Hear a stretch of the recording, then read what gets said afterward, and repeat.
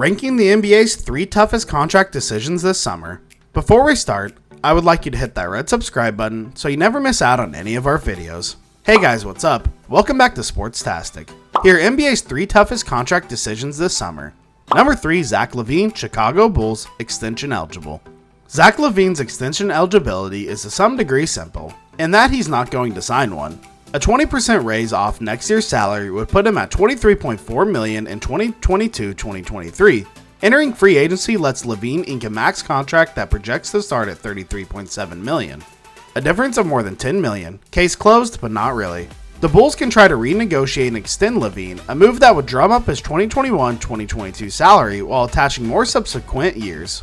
But that immediate uptick must be paid in cap space. If they plan on maxing him out, they'll need somewhere between $13 million and $14 million in spending power.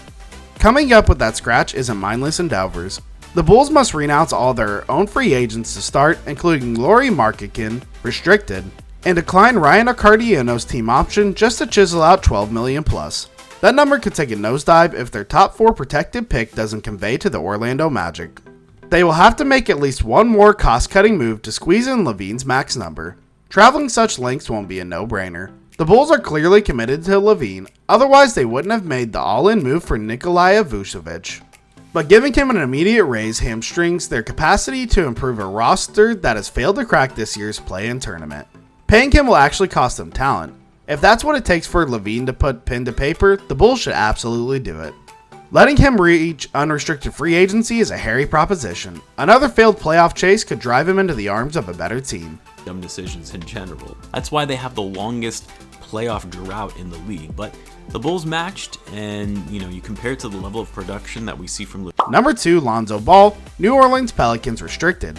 Lonzo Ball made himself a lot of money this year. He continues to have limitations as a half-court creator, but he averaged 15.3 points and 6 assists while hitting 39.8% of his 8.6 three-point attempts per game after his name hit the early season rumor mill. Malik Beasley and Steph Curry were the only players to match his long-range efficiency and volume over this stretch.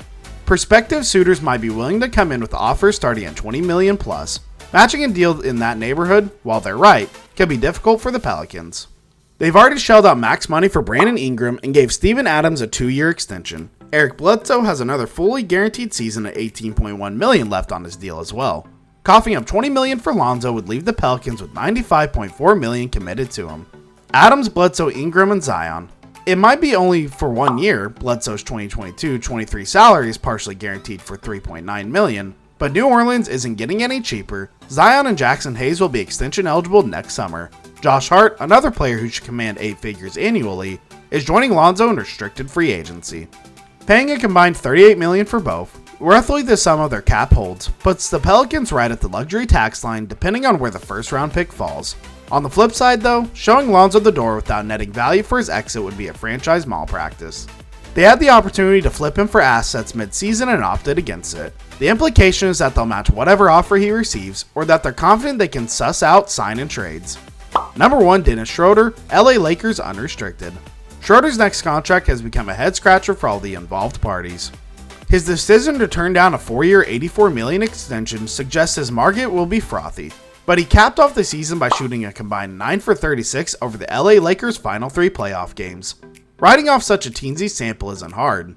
Schroeder only had 2 regular season appearances to ramp up after exiting the league's health and safety protocols, and the entire Lakers team was either banged up, misfiring, or both in their first round series lost to the Phoenix Suns.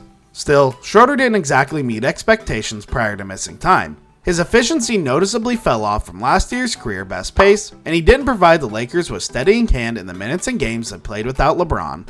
Their offensive rating placed in the 27th percentile when Schroeder went to work without the 4-time MVP. The Lakers shouldn't want to pay fringe star money to keep him in a vacuum. They also might not have a choice. Bouncing Schroeder from the books still leaves them over the cap, and they'll flirt with the luxury tax even if he leaves depending on what happens with Caruso, Montrezl Harrell and his player option, and Taylor Horton Tucker, the restricted free agent. LA's initial price of admission is an issue too. Schroeder cost Danny Green and last year's number 28 pick Jaden McDaniels. Do they pay Schroeder just because they can't replace him? Is there a world in which the mid-level expectation nabs a player who provides more reliable creation and shot making? Would Schroeder be interested in exploring a sign and trade that sends him to a team over the cap? Does that suitor exist? What do the Lakers bring back in that scenario? This brings us to the end of our video. I hope you enjoyed it. Hit like if you did, and don't forget to subscribe to our channel so you never miss any of our videos in the future. Also watch the next 2 videos that are on your screen because I'm sure you'll love them. With that, I'll see you in the next video.